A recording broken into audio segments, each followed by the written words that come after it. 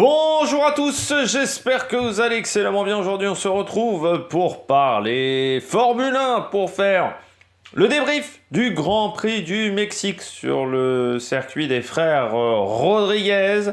On va revenir sur tout ce qui s'est passé en ce week-end classique du côté du Mexique. On n'était pas sur une course sprint, on en a pas mal en cette fin de saison, mais là, c'était un week-end classique. N'hésitez pas à vous abonner à la chaîne, à réagir dans les commentaires, à mettre un pouce bleu, à partager la vidéo sur les réseaux sociaux, notamment auprès de vos proches. Si vous pensez que ça peut les intéresser, dans les commentaires, n'hésitez pas à me dire qui vous a plu, qui vous a déçu. EPS 2.0, c'est sur la plateforme de podcast Amazon, Deezer, Spotify, Google, TikTok. Le débrief des compétitions que je peux voir en direct. Donc en ce moment, c'est un petit peu calme. Et on commence tout de suite du côté de ce Grand Prix du Mexique. Le circuit des frères Rodriguez, toujours atypique, avec ce circuit en altitude, ce qui fait qu'on a assez peu d'appui sur la voiture, donc on rajoute pas mal d'équerre sur les voitures. Mais qui est un circuit où on a souvent des bagarres, déjà parce que cette longue ligne droite permet de prendre l'aspiration, c'est-à-dire que c'est pas très intéressant en fait d'avoir la pole position, et on l'a vu encore cette année.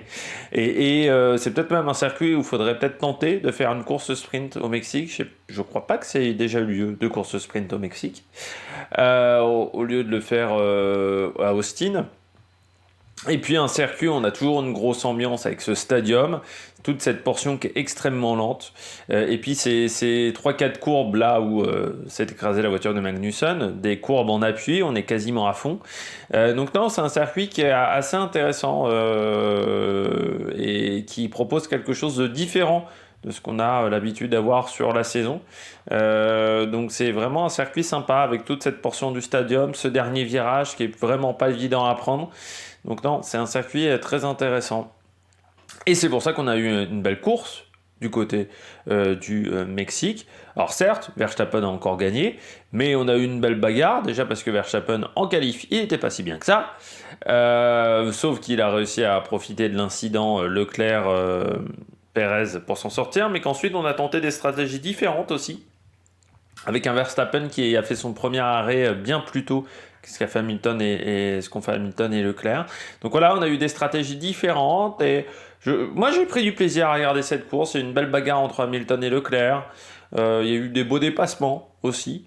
Donc non, c'est un Grand Prix où j'ai pris du plaisir, même si bien entendu on était déçus pour Pérez à domicile qui voulait bien faire. Peut-être il savait aussi qu'il était un petit peu sous pression et que bon, bah, ça s'est pas hyper bien passé. Mais on reviendra là-dessus un petit peu plus tard. Et puis du côté des Alpines, bon, bah, ça a été un Grand Prix difficile avec assez peu de rythme. On va revenir sur quelque chose qui m'a choqué pendant ce Grand Prix. On reviendra sur une autre chose qui m'a choqué plus tard quand on parlera de Pérez. Mais ce qui m'a choqué, moi, c'est quand même, encore une fois, une décision de la FIA, une non-décision de la FIA. Il y a eu 2 non-décisions du côté de la FIA. Je vais commencer avec la première qui a eu lieu pendant le Grand Prix, c'est l'aileron de Leclerc. L'aileron de Leclerc qui était brinque-ballant quand même pendant 3-4 tours. Il y avait une ailette qui pouvait se détacher. Je trouve ça très dangereux que la FIA et que les commissaires de piste, surtout, les commissaires de course plutôt que les commissaires de piste, n'aient pas demandé à ce que Charles Leclerc s'arrête avec le fameux drapeau orange, enfin le rond orange sur fond noir. Il aurait fallu le faire parce qu'on a eu de la chance, c'est que l'ailette de Leclerc, on va dire, s'est détachée en virage. Il a quand même fallu ensuite mettre un virtual safety car pour la dégager, ce qui fait toujours prendre un risque aux commissaires de piste parce qu'il faut qu'ils aillent sur la piste pour défaire un bout, alors que bon, si on avait été, on s'était tout de suite arrêté au stand, et bah ce morceau-là d'aileron n'aurait pas dû être récupéré par les commissaires et on n'aurait pas dû mettre une virtual safety car ou un safety car. Je suis toujours pas fan du virtual safety car. Et en plus, on a la procédure, c'est que normalement, quand une pièce peut s'enlever d'une voiture, normalement, il faut mettre ce drapeau-là. Et heureusement que ça s'est pas détaché en pleine ligne droite avec un pilote derrière qui aurait pu le prendre sur le casque. Ou sur le halo, ou ça aurait pu faire des dégâts sur une autre voiture. Et à 300 km/h, ça peut être très dangereux. Donc ouais, je suis assez choqué de cette non-décision de la part de la FIA sur cette action-là. Parce que pour moi, c'est pas normal. Et puis aussi la décision en qualification. de ne pas pénaliser les pilotes qui ont bloqué leurs compères, notamment en Q2. Je pense notamment à Alonso, il y avait aussi Norris, je crois, qui était dans le coup. C'est pas normal d'avoir ce blocage-là à la sortie des stands. Et surtout, on crée un précédent parce qu'on dit oui, mais on met pas de pénalité. Voilà, oui, mais comme ils étaient trois à le faire, on met pas de pénalité. Ce qui est absolument ridicule de la part de la FIA encore. Et puis bon, on a l'impression que c'est parce que c'est un peu la tête du client du côté des décisions de la FIA.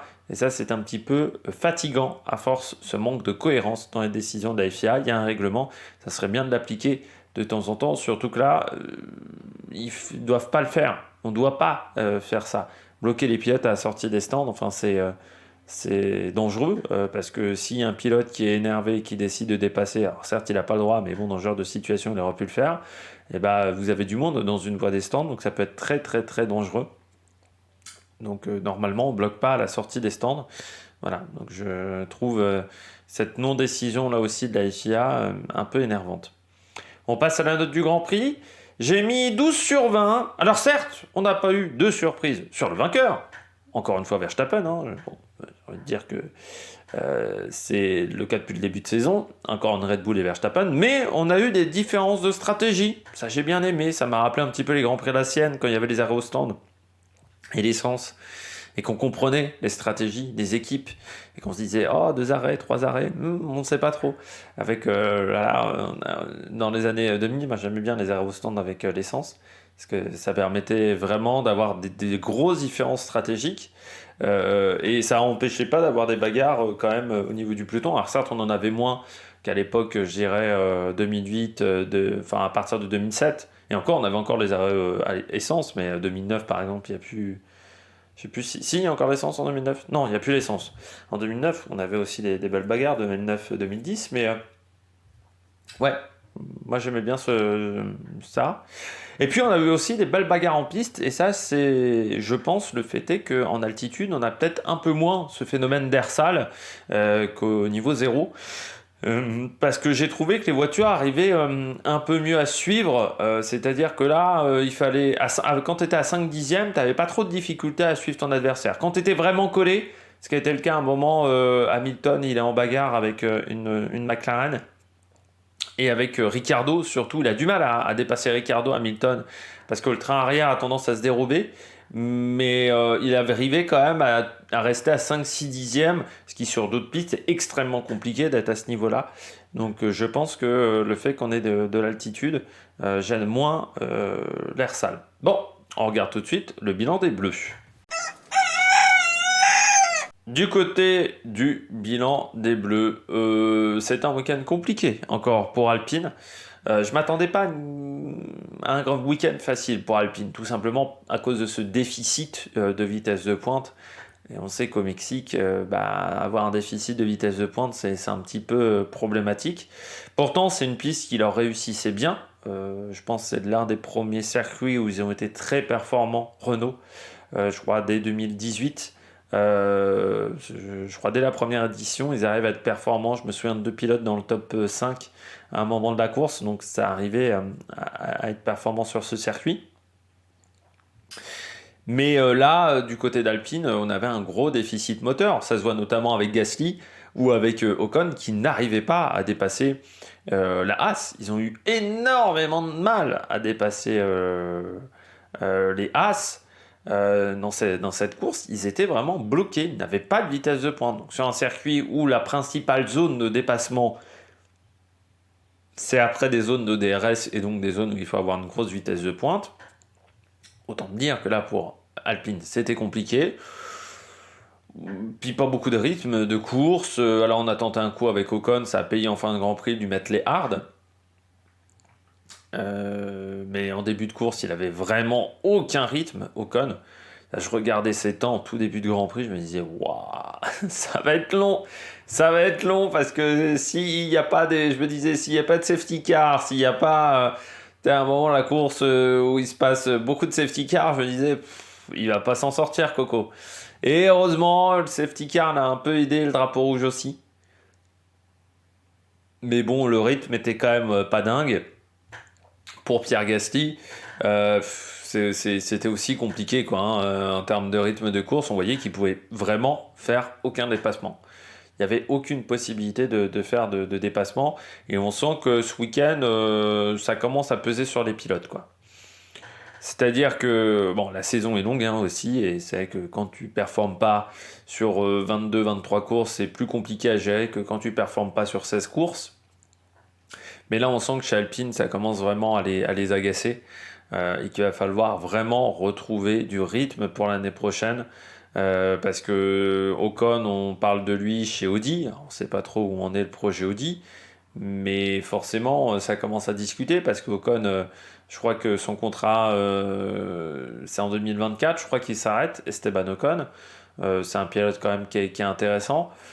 Donc ça va commencer à discutailler autour d'Esteban Ocon parce que c'est vrai que là pour le moment la voiture n'est pas performante, que ça soit auprès de Gasly ou que ça soit auprès de Ocon. Le duo de pilotes travaille bien. C'est vrai que c'était un peu l'inquiétude qu'on avait en début de saison, mais qui est la résurgence de certaines histoires de karting, mais non, ils ont grandi, ils sont matures.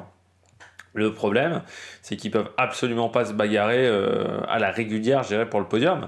Les podiums qu'ils ont fait, c'était sur des courses un petit peu atypiques, quand même. Je pense notamment le podium à Monaco. Mais en gros, sur la saison, c'est une grosse déception, Alpine. C'est peut-être l'équipe qui a le moins bien performé par rapport à la saison précédente. Donc là, c'est vrai que ça pose un petit problème. On sauve un point sur ce week-end de course. C'est quand même un maigre butin. Surtout par rapport aux ambitions du début de saison. Donc il va falloir, Bruno Famin va avoir un sacré boulot autour de Alpine pour retrouver de la performance, parce que là c'est ce qui leur manque énormément, c'est de la performance, et notamment de la performance moteur. Il va falloir retrouver un vrai moteur, et ça veut dire qu'il y a du boulot sur le banc et à Viry-Châtillon à effectuer. Bon, on regarde tout de suite les pilotes au top. On regarde tout de suite les pilotes au top. Je commence avec Max Verstappen, encore une fois un week-end habituel pour Max Verstappen. C'est-à-dire qu'à des moments pendant le Grand Prix, j'ai vu ça sur Twitter le lendemain, je me suis dit, c'est vrai que c'est presque ça. C'est-à-dire que on a vraiment l'impression d'avoir un Verstappen qui est face à une IA à 60%, 70%. Il y a une telle marge sur ses adversaires. Pourtant, je pense que du côté de Red Bull, ils font quasiment plus d'évolution sur la voiture. C'est pour ça qu'ils ont, je pense, un peu plus de mal en qualification. Mais en course, ils sont au-dessus en termes de rythme de course, hein. Là encore. Là, en plus, quand ses adversaires se rentrent dedans, c'est toujours avantageux. Parce que, bon, voilà, c'est un petit avantage. Mais quand tu regardes l'écart qu'il prend avant son arrêt au stand, c'est énorme. Derrière, pourtant, Leclerc ne s'arrête pas, il est quasiment dans les échappements de Leclerc. Derrière, quand la course reprend, il est encore, il met une marche sur tout le monde hyper rapidement. Il n'a jamais vraiment été inquiété pendant ce Grand Prix, alors que pourtant, il ne partait pas de la pole position et qu'en qualif, je dirais que le rythme n'était peut-être pas si incroyable que ça, mais il prend un super départ. Il profite de la situation Pérez-Leclerc. Et puis, bon, derrière, oui, le Grand Prix se finit bien. Bon, voilà. Encore une nouvelle victoire. Je pense que Interlagos, c'est peut-être là où encore on peut tenter d'envisager de lui choper une course, parce que Interlagos, avec la pluie, avec les conditions climatiques, c'est un circuit, il peut se passer beaucoup de choses à Interlagos, mais bon, je vois pas qui pourrait aller le chercher à Abu Dhabi, surtout avec la ligne droite. C'est quand même un circuit qui convient bien à la Red Bull maintenant. Las Vegas, mais bon, c'est quand même un circuit, il y a plutôt des belles lignes droites, Las Vegas, mais c'est quand même un circuit en ville. Mais je pense que le Grand Prix d'Interlagos, c'est peut-être la dernière opportunité d'aller prendre une victoire à Verstappen sur cette fin de saison. Mais même lui, il doit commencer à trouver le temps long, hein. C'est vrai que à l'époque, on avait des saisons de 16 Grands Prix. Bon, un mec qui dominait, c'était un peu chiant, mais on se disait, bon, il y a 16 Grands Prix, et chaque Grand Prix est un événement, donc il y avait ce côté-là événementiel, ce qui n'est plus le cas maintenant qu'on est à 23-24 courses, et on voit que quand un pilote domine, c'est chiant. Et c'est la raison pour laquelle on a inventé les playoffs en NASCAR. Parce que avant qu'on invente les playoffs, il y avait des pilotes qui étaient champions avant la fin en NASCAR, qui étaient champions au bout de la 32e ou 33e course de l'année. Et ensuite, tu ramais pour avoir des spectateurs sur la fin. Ils ont créé ce système de playoffs, c'était pour garder les spectateurs jusqu'au bout. Si la Formule 1 va augmenter le nombre de courses, c'est peut-être quelque chose qu'il faudra envisager, parce que quand on voit un pilote comme Verstappen, qui est quand même champion depuis 3-4 Grands Prix, pour garder l'envie aux spectateurs de regarder les courses, quand tu as un pilote qui domine, ça commence à devenir compliqué, quoi. Parce que latéraux au championnat, il n'y en a plus. Les 2 titres ont été donnés. Donc c'est vrai que bon, c'est pas facile pour les fans de F1. Moi j'ai connu des saisons où il y avait des dominations. Je crois que c'est 2004. Je crois que 2004, j'avais le premier Grand Prix de Chine. Je l'ai pas vu. Je l'ai pas vu parce qu'il fallait se réveiller tôt le matin et que j'étais un peu. C'était pas lassé, mais oui, ça m'avait. Je l'avais raté, ce Grand Prix de Chine. De cette période-là, c'est l'un des rares Grands Prix que j'ai raté en 2004. En plus, c'est dommage parce que c'est le Grand Prix où Schumacher se fait rentrer dedans dans le tour d'installation par une Minardi, je crois. Ouais, c'était pas forcément. Ça m'avait pas forcément intéressé. Et là, la fin de saison, c'est pas facile à suivre, quoi, parce que tu sais que Verstappen est au-dessus, tu sais que derrière il y a une marge, que sur certains circuits il n'y a quand même pas de bagarre, sur d'autres il y en a un petit peu plus, mais ouais, je comprends les gens là qui se désintéressent un peu de la Formule 1, je pense. Alors c'est bizarre parce que le Grand Prix a fait plutôt un bon score. Alors certes, il était aussi diffusé sur C8, il était en prime time. Mais il a fait un très bon score, enfin un très bon score, il a fait un score presque équivalent à ce qu'arrivait à faire TF1 au niveau audience en plein après-midi. Mais je pense qu'il y a beaucoup de gens qui sont lassés. Moi j'ai vu beaucoup de gens regarder le départ et puis après éteindre leur télévision ou changer de chaîne. Sur Twitter, il y en a pas mal qui le disaient ou qui avaient fait ça. On continue avec Hamilton, très bon Grand Prix d'Hamilton. J'avais un peu peur sur le départ pour Hamilton parce que je me suis dit, bon, vu ce qui s'est passé au Qatar, il va peut-être être un peu frileux. Et sur un circuit comme Mexico, si t'es un peu frileux, ça va être compliqué. Il tient sa position. Ensuite, je me suis dit, ah, putain, Ricciardo, ça va être un bouchon qui va être dur à faire sauter. Parce que c'est quand même pas le pilote le plus facile à dépasser, Ricciardo. Bon, il a mis un petit peu de temps à le dépasser, mais ça va, il s'en est bien sorti. Et puis il avait un super rythme de course. Et j'ai l'impression qu'il usait très peu ses pneus. Et c'est vrai qu'à la fin, ils lui font mettre des médiums. Ça a bien marché pour Mercedes. Bonne stratégie. Puis j'avais l'impression d'avoir un Hamilton vraiment bien performant, quoi. Un Lewis Hamilton qui était concentré sur son sujet, qui avait envie de bien faire, qui avait envie de faire une belle course.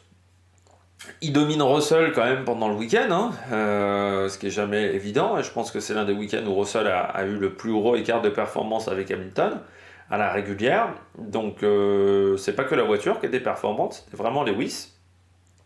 Et pourtant, vitesse en ligne droite, c'était pas si incroyable que ça.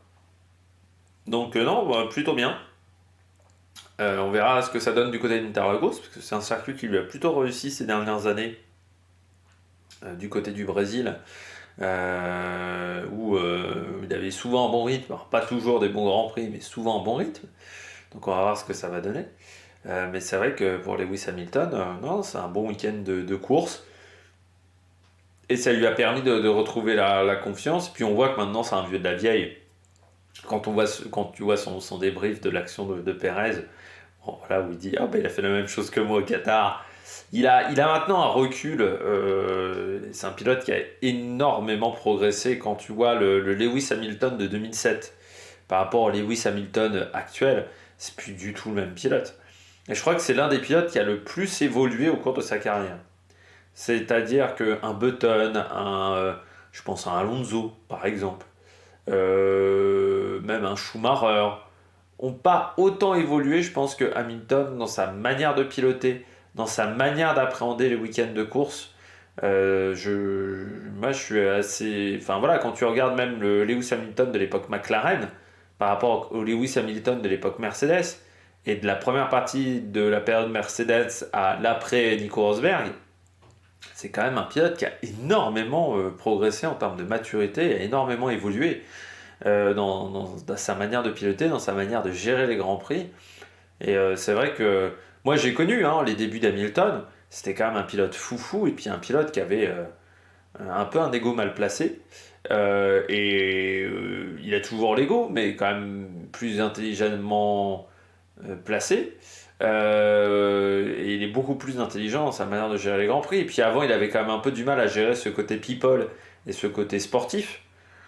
Pendant plusieurs saisons, c'était un peu son problème, notamment sa période où il était avec Nicole Scherzinger. Il avait un peu du mal à rester concentré sur les grands prix. Et là, c'est vrai que maintenant, il est super focus sur les courses. Enfin, tu sens qu'il a créé tout un système pour être concentré.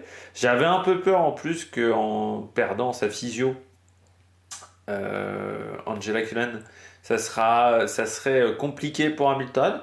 Mais je trouve que ça lui a fait du bien. Il avait peut-être besoin de changer d'air, même si ça arrivait assez tardivement dans l'année. Et ouais, ça se passe plutôt bien, voilà pour Lewis. Donc j'ai l'impression qu'il est apaisé. On a un Lewis Hamilton apaisé.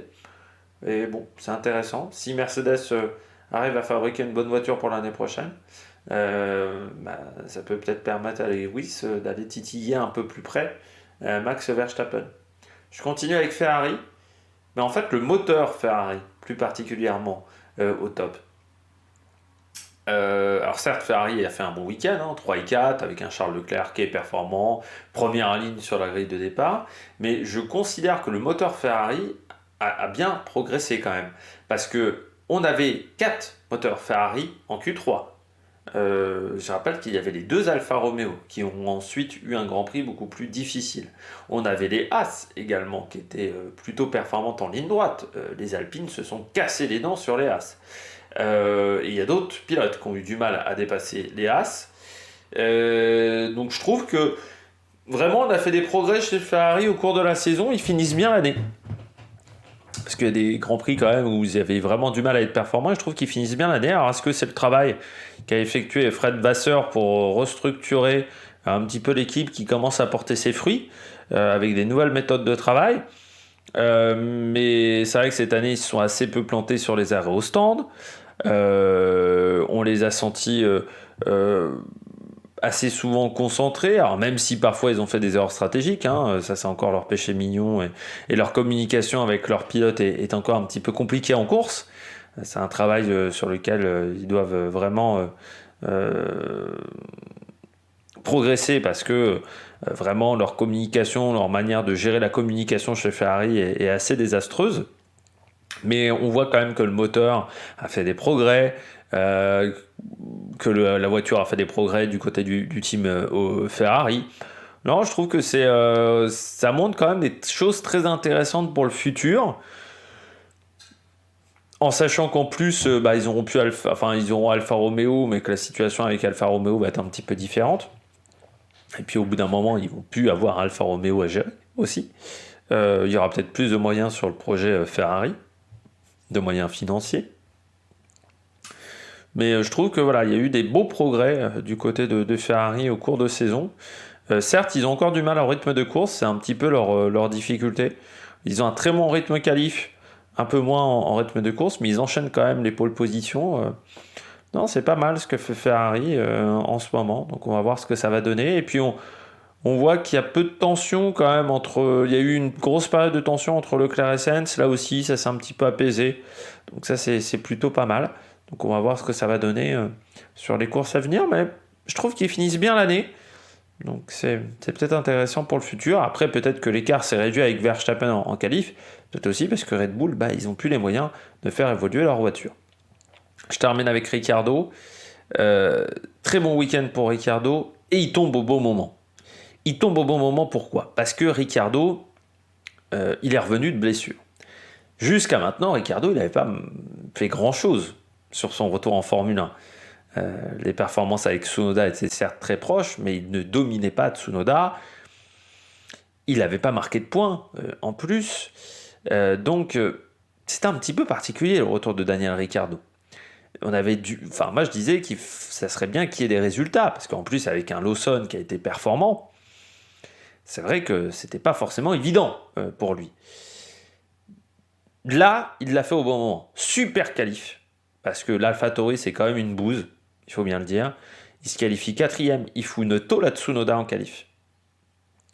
Course, je me dis, ça va peut-être faire comme les Haas ou comme d'autres voitures qui ont un rythme de course qui est plus complexe. Il finit quand même 7e. Sur un circuit qui était quand même pas évident, sur un Grand Prix qui n'était pas évident pour Ricciardo, avec là aussi une plutôt bonne stratégie. Ça marche bien avec Pierre Hamelin.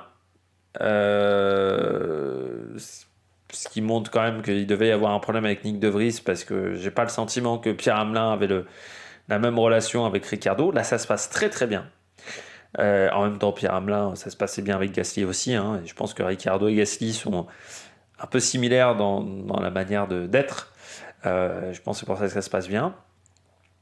Et surtout, ça arrive au bon moment, parce qu'il était dans une période où s'il n'avait pas fait une belle course, imaginons, il se retrouve derrière Tsunoda sur le Grand Prix du Mexique, moi j'aurais peut-être dit, ça commence à être inquiétant pour Ricciardo, est-ce que c'est pas Lawson qui va prendre sa place?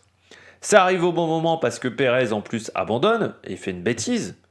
Un Ricciardo chez Red Bull l'année prochaine, ça pourrait être envisageable s'il continue à faire des belles performances. Et puis c'est important pour Ricciardo parce qu'il revenait de blessure et que c'est bien. Il revenait de blessure. Voilà, ça faisait un Grand Prix qu'il était revenu de blessure. Et ça fait du bien de sentir qu'on est encore un pilote de Formule 1. Et voilà. Et surtout qu'il était sous le feu des critiques, notamment d'un certain Jacques Villeneuve, qui s'est fait défoncer par Fred Vasseur. Je ne sais pas si vous avez vu la séquence avec Fred Vasseur, parce qu'il y a Villeneuve qui dit à plusieurs reprises, qu'aurait dit à plusieurs reprises pendant le Grand Prix, parce que moi j'ai regardé le Grand Prix en version anglaise, avec version Sky, je n'ai pas regardé en version Canal+, mais qu'aurait dit à plusieurs reprises que grosso modo Ferrari aurait mieux fait de pas changer l'aileron, parce que la Ferrari marchait moins bien sans aileron. Ce qui est un peu stupide, parce que quand tu changes pas l'aileron, tu changes l'équilibre de la voiture et donc tu changes l'usure des pneus. Donc, Leclerc aurait peut-être pas tenu aussi bien ses pneus avec un aileron pété. Et en plus c'est dangereux parce que sur un circuit où il y a une aussi grande ligne droite, modifier le fonctionnement du flot d'air, c'est un coup à péter son aileron avant.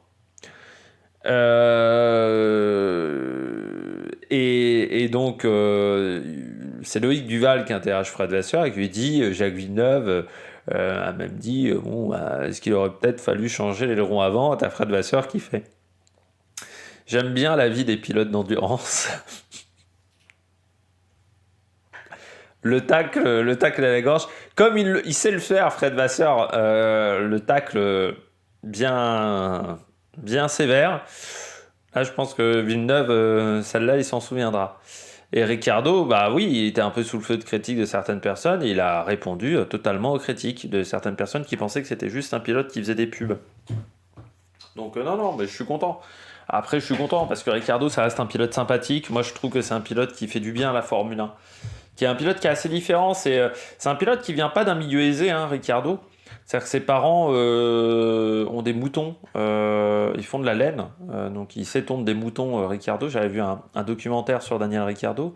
Il vient d'un milieu plutôt agricole, quoi, un milieu pas forcément aussi aisé que ça en Australie. Et il a dû un peu se bagarrer aussi pour faire sa place, donc croire que c'est juste un petit rigolo et un petit clown, c'est un peu rapide, on va dire, sur la manière de penser autour de Daniel Ricciardo. Bon, on passe tout de suite au bonnet d'âne. Et bonnet d'âne, je commence avec Aston Martin. Encore un week-end à 0 points. Et alors, je me disais qu'au Mexique, ça allait être compliqué. C'est un peu comme Monza. C'est des circuits quand même avec des grosses lignes droites. L'Aston Martin, depuis le début de saison, a un souci qu'ils n'ont pas réglé de vitesse de pointe. C'est une voiture qui est très performante, mais la vitesse de pointe, elle n'est pas excellente. C'est une voiture qui a du mal à avoir une très bonne vitesse de pointe. Je me suis dit, au Mexique, ça risque d'être compliqué avec les portions de ligne droite, et surtout la lente ligne droite des stands. Mais tu t'aperçois que la voiture est très pénible à conduire. Je pense que les dernières évolutions qu'ils ont apportées à cette Aston Martin ne marchent pas. Alors, est-ce que c'est des évolutions qu'ils testent pour la voiture de l'an prochain? Ce qui pourrait être une stratégie de faire une sorte de voiture laboratoire. Ça veut dire que à partir de ce moment-là, tu décides que ta quatrième place au championnat du monde, tu l'abandonnes à McLaren. Mais ça fait quand même depuis Monza où c'est compliqué. C'est compliqué pour Aston, où tu sens qu'ils sont en retrait en termes de performance. Surtout à Alonso, parce que mon Stroll, il était déjà un petit peu nulle part. On va dire ça évolue assez peu, le niveau de performance de Stroll. Mais du côté d'Alonso, c'est vrai que là, il a du mal à... Il est vraiment en difficulté pour aller en Q3. Il est obligé d'utiliser la ruse pour se qualifier, un petit peu, avec ce blocage dans la voie des stands. Enfin, ça commence à devenir très dur et très pénible. Et je pense qu'Alonso, oui, il sera content quand la saison sera finie, parce que voilà, il y aura un gros travail à l'usine. Et c'est vrai que Alonso, c'est un pilote qui, quand ça va bien, il est heureux. Par contre, quand la voiture est en manque de performance, c'est un pilote qui peut devenir très vite un chieur. Demandez à Renault en 2008, demandez à Ferrari, demandez à McLaren avec le moteur Honda. C'est-à-dire quand il a un matériel qui ne lui correspond pas en termes de niveau d'exigence, un pilote qui est très exigeant, il n'est pas content. Voilà. C'est comme d'autres, hein. C'est un pilote qui est champion du monde quand même, Alonso, hein. Il y en a d'autres qui sont comme ça, hein. Tu sais qu'Hamilton l'année dernière, il n'avait pas un grand sourire, hein, avec sa voiture, mais c'est quand même un peu moins pire. Non, je dirais Loeb est un peu comme Alonso. Loeb, quand il n'a pas le matériel performant, c'est avec la 208 en rallycross, Loeb, il n'avait pas un grand sourire. Et quand il n'arrive pas à obtenir du bon matos et du matos qui lui convienne, c'est vrai qu'il peut très vite devenir chiant. Et voilà, Alonso, oui, il est casse-couille comme ça, quoi. Mais parce qu'il n'a pas le matériel qu'il exige. Il a un matériel qui n'est pas efficace. Alors, j'ai vu la départ de rumeurs d'Alonso. Certains disent qu'il va quitter Aston Martin et il pourrait rejoindre Red Bull. C'est pas la première fois qu'on nous parle de Alonso chez Red Bull. Il y a eu énormément de fois. On nous a dit oui, ils ont peut-être discuté avec Alonso. Et au final, ils avaient absolument pas discuté avec Alonso, donc je me méfie. Parce que Red Bull, enfin Christian Horner se méfie énormément d'Alonso, notamment de ce côté je veux du matériel hyper efficace. En plus, Alonso, tu peux pas le mettre numéro 2. C'est-à-dire que forcément, avec Verstappen, ça peut faire un duo explosif, mais vraiment explosif, parce que je vois pas l'un laisser l'autre être performant et lui donner des informations. Donc ça peut être vraiment le pire possible, je dirais, pour Red Bull. Alors pour moi, il faut mieux prendre Ricciardo en numéro 2, Tsunoda en numéro 2, Lawson en numéro 2, même si Tsunoda, là, la tôle qu'il s'est pris face à Ricciardo, ça va faire mal au moral. Et je pense que ça va faire mal aux mecs qui surveillent Tsunoda. Mais du côté d'Aston Martin, je vois difficilement un départ d'Alonso tout de suite. Je pense que le départ d'Alonso, il pourra peut-être arriver quand le moteur Honda va arriver, parce que je suis pas sûr que Honda veuille de Alonso comme pilote. Vu la situation à l'époque de McLaren, et Honda n'avait que très peu apprécié les commentaires d'Alonso, notamment sur le moteur GP2. On sait que Honda en interne, les ingénieurs n'avaient pas du tout aimé. Donc c'est ce qui pourrait arriver pour Fernando, c'est plus quand Honda va arriver autour d'Aston Martin que ça peut être compliqué. Je pense que tant que Honda n'est pas là, Alonso il va rester. Surtout que ça serait une très mauvaise idée de la part d'Aston Martin, qui techniquement, c'est impossible d'avoir Lance Stroll. Et puis prendre un Drugovich, c'est prendre un risque aussi, parce que ça reste un jeune pilote, Felipe Drugovich, donc t'es un peu en difficulté. Donc non, je vois pas Alonso partir. Par contre, du côté d'Aston Martin, oui, il va falloir améliorer le rythme de la voiture. Donc, moi, j'ai une réflexion, c'est que du côté d'Aston Martin, on a décidé de faire une voiture, hybride. C'est-à-dire une voiture qui ait des pièces de 2024 sur la voiture de 2023, et c'est pour ça que ça ne marcherait pas. Soit c'est la théorie que j'avais développée du côté d'Austin, c'est-à-dire que ils ont fait beaucoup d'évolutions sur leur voiture, mais il y a beaucoup d'ingénieurs qui sont arrivés, notamment de chez Red Bull, et qui n'ont pas conçu la voiture au départ, ce qui fait que c'est très compliqué de savoir comment les nouvelles pièces vont marcher quand c'est pas toi qui as eu l'idée de départ de la voiture. Mais c'est vrai que là, en termes de performance, c'est pas ça.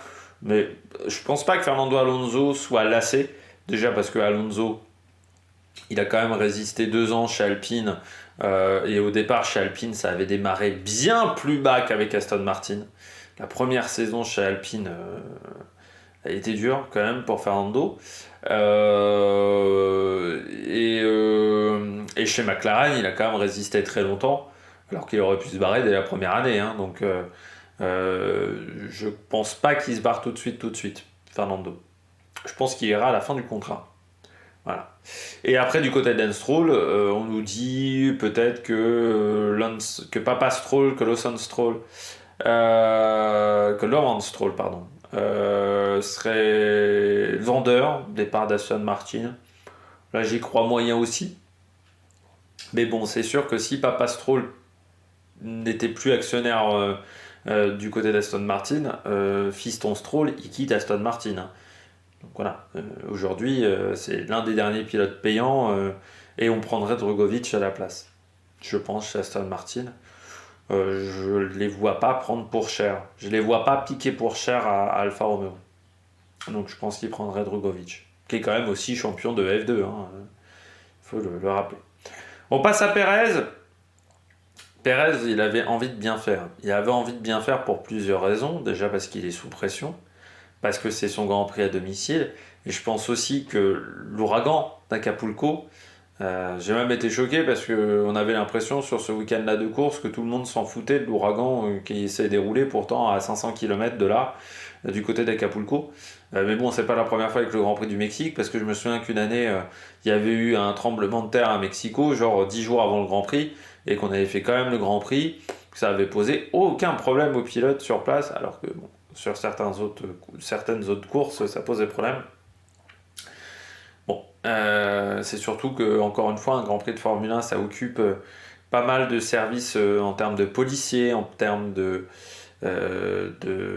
médecins aussi qui sont présents sur place. C'est peut-être des moyens qu'on manquait du côté d'Acapulco. Bon, du côté de Pérez, il avait envie de bien faire et je pense que, comme souvent dans ce genre de cas, il a un peu surpiloté. Pour moi, il est fautif sur l'action. Sur l'action, comme Hamilton était fautif sur l'action avec Russell, là aussi, bon, il referme pour moi et il referme alors qu'il doit savoir qu'il a une Ferrari à l'intérieur. Et il sait qu'à cet endroit de la piste, c'est pas très large. Alors après, c'est pas la première fois qu'il y a un pilote qui fait une connerie à Mexico, mais c'est vrai que Pérez commence à les accumuler, avec en plus le manque de performance. Là, en plus, il y avait un grand coup à jouer parce qu'il était bien en termes de performance. Je pense qu'il savait aussi qu'en partant en deuxième ligne, c'est forcément avantageux sur circuit, on le sait. Et je pense, comme souvent quand Pérez se met un peu trop la pression, il fait des erreurs. Et surtout, il est un peu trop agressif. C'était le cas face à Ocon, notamment à Spa. C'est un pilote qui, je pense, a un vrai problème de gestion un peu mentale. C'est un pilote qui peut parfois péter une durite, quoi. Et bon, là, il n'a pas complètement pété une durite, mais le fait de resserrer les deux autres, je me dis que oui, c'est un peu habituel chez Pérez. Et encore une fois, la situation se dégrade, quoi. Parce que s'il finit pas vice-champion du monde,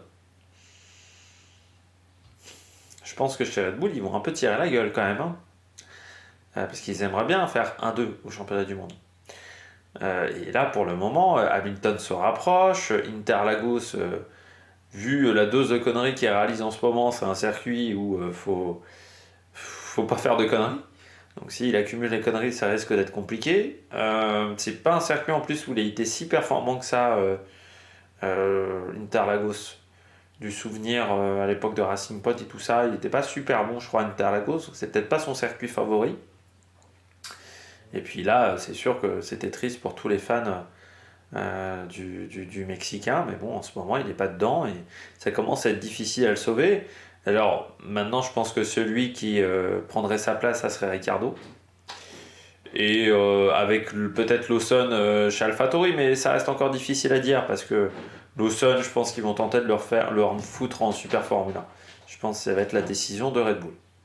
Bon, on regarde tout de suite les différents classements. On regarde tout de suite les différents classements. Le classement du championnat du monde pilote. Max Verstappen qui caracole en tête, qui va certainement dépasser les 500 points désormais, avec donc 491 points. Deuxième, Sergio Perez, mais menacé désormais par Lewis Hamilton. Et puis si Lewis Hamilton n'avait pas été disqualifié, eh bien le match serait encore beaucoup plus proche. 240 points contre 220 points. On retrouve ensuite Carlos Sainz Jr. à 183 points, qui passe devant Fernando Alonso, qui décroche, c'est les deux derniers résultats en dehors des points. Depuis le Grand Prix d'Italie, c'est un petit peu compliqué pour Aston Martin. Lando Norris est 6e et remonte sur Fernando Alonso. On retrouve ensuite Charles Leclerc et George Russell. Tout ça, ces trois pilotes se tiennent en une vingtaine de points.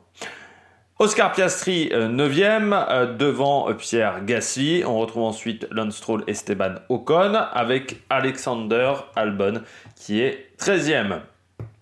Daniel Ricciardo, lui, remonte à la 17e place grâce à cette 7e position lors de ce Grand Prix du Mexique et son meilleur résultat depuis son retour en Formule 1. Du côté du classement par équipe, eh bien, on retrouve Red Bull en tête avec 731 points. Devant Mercedes, avec un match avec Ferrari qui est toujours présent, 22 points d'écart entre ces deux équipes. McLaren est 4e, l'écart augmente avec 20 points d'avance désormais sur Aston Martin. Alpine qui dépasse les 100 points avec la 6e place, devant Williams à 28 points. AlphaTauri fait la bonne opération du week-end en prenant 2 places avec cette place de Ricciardo, donc 16e pour AlphaTauri devant Alfa Romeo et As qui se retrouvent donc dernier avec 12 points. Et ça, c'est pas la bonne opération du week-end. Eh bien nous, on se retrouve pour le Grand Prix du Brésil, ça sera le week-end prochain. Ça sera un week-end sprint, ce Grand Prix du Brésil, mais ça a un intérêt sur cette piste. Et puis ensuite, eh bien, il faudra attendre 2 semaines après le Grand Prix du Brésil pour avoir ce fameux Grand Prix du côté de Las Vegas. Et puis on finira la saison du côté de Yas Marina à Abu Dhabi. Donc encore 3 courses dans ce championnat du monde en ce mois de novembre. N'hésitez pas à vous abonner à la chaîne, à réagir dans les commentaires, à mettre un pouce bleu. Allez, ciao ciao sur l'Amérique Production.